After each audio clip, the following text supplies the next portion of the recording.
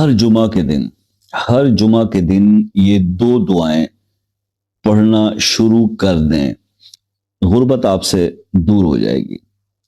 یہ جمعہ کے دن کا یہ عمل، اس میں دو دعائیں پڑھنی ہے۔ ایک دعا قرآن سے حضرت یونس علیہ السلام کی دعا، لا الہ الا انت سبحانک انی کنت من الظالمین۔ ایک دعا مسنون جو رسول اللہ صلی اللہ علیہ وسلم نے تعلیم فرمائی قرض اور مطلب مسائل سے نکلنے کے لیے، وہ ہے اللہم اکفنی بحلالک عن حرامک واغنی بفضلک عمن سواک۔